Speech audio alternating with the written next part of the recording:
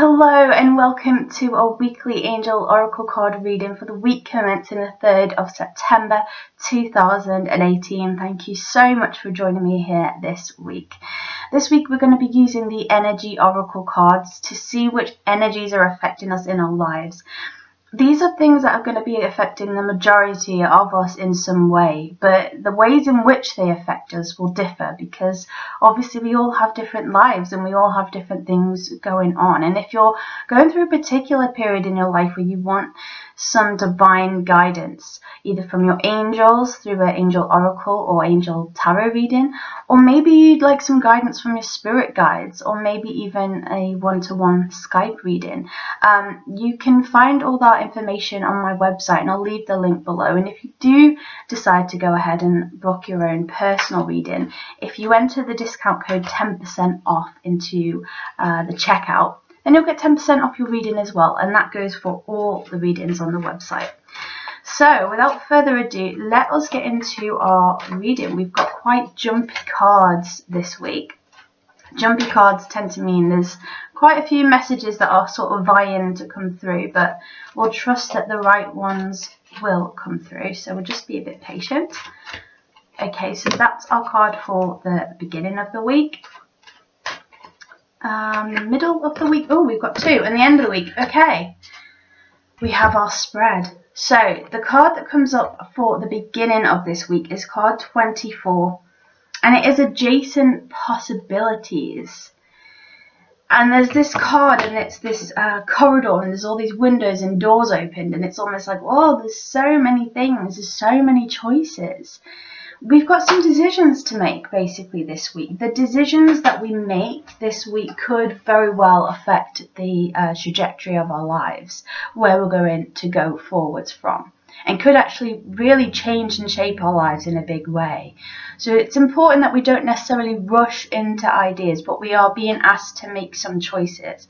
If we stay in a position of limbo almost, where we're not picking a road to go down and we're not fully committing to it, then things keep coming up.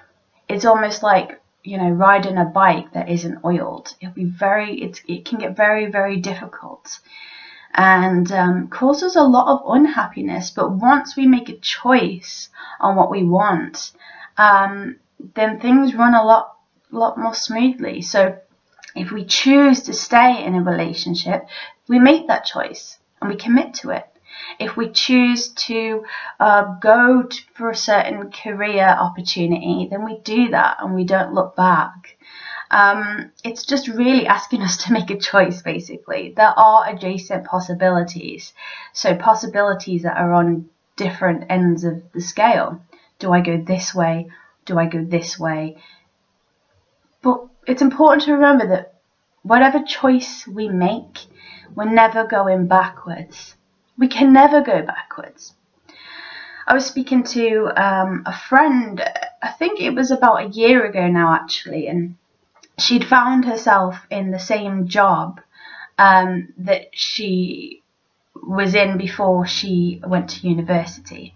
And I've been there myself as well, where you do something and then you move forward and it feels like you're taking a step backwards, but that's never the case. We never take a step backwards because we've learned everything we've learned on the way.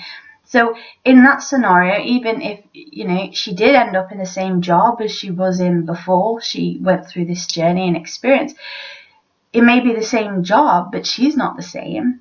Her experience and what she's bringing to the role isn't the same. And so it won't be the same. It's like we have this dot in the middle, and the spiral goes outwards and outwards and outwards, and it's infinite. Our growth is infinite, just like the universe is abundant and infinite. So we never go backwards. It may feel like a similar situation. It may feel like a similar thing, but we're only ever moving forwards. And so with these adjacent possibilities, whatever we choose, it's going to move our life forwards in some way.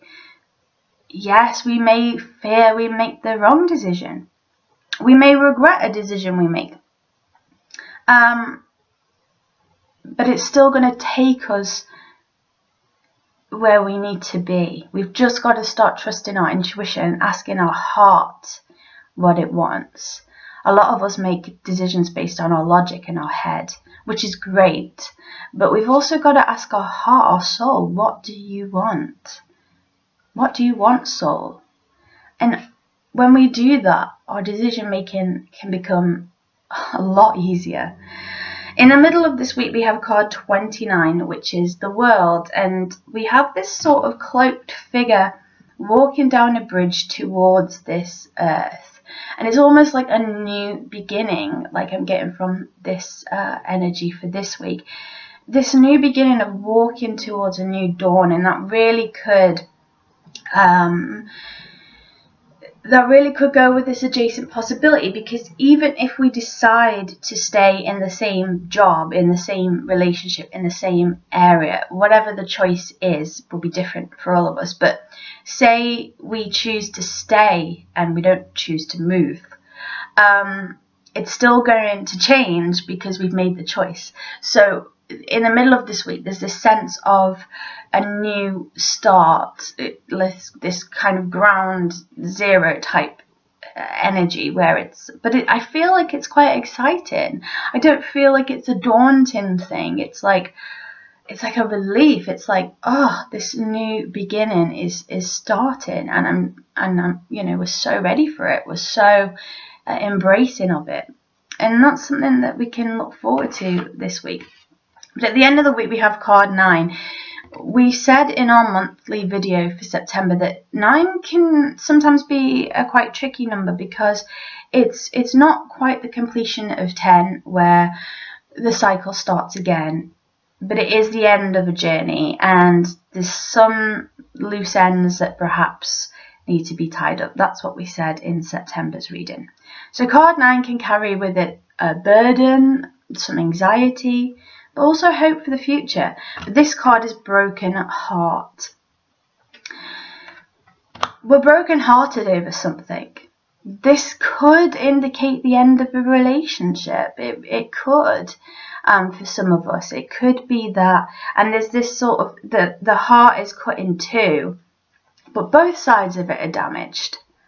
Both sides of this heart are damaged. So both people, if it is a relationship, are damaged and upset by this breakup, because there's a tear running through the middle. So it could be that we're walking away from a relationship. It could be some other type of grief, perhaps even a bereavement. It's not to sort of scare or fearmonger, but it's just saying that something's come to the end of the cycle. Could be the end of a business. Could be the end of, if we are moving, say some of us are moving abroad, that could be very exciting, moving to a new country or moving to a new city, but we're still leaving behind the security of the people that we know and the experiences that we had, and there can be sadness in that. So really, our hearts are feeling a little down at the end of this week with something that we are carrying grief over, and really, to feel that grief, we can get help, we can get counselling. There's no shame in that, and that is something that we may want to consider. But it's also perhaps asking us to just feel it and go through it. Allow ourselves to go through that grief. And don't let anybody tell us how to grieve or how to feel. I think that's very, very important, because we can pretend we don't feel a certain way, but it doesn't mean that we don't. So really, this broken-heartedness is just about giving ourselves some kindness, giving ourselves some time to heal, but not being completely destroyed by it. There is always a new dawn, a new chapter to be had. And we may feel sad about something, but ultimately, we're on the path of renewal and change. So I hope that you've enjoyed the reading this week for this making a decision, going for a new future, and working through that grief at our own pace. And if you would like to order your own reading with me, then I'll leave all that information in the description box down below this video. Until we speak again next week, take care. Lots of love, Alyssa.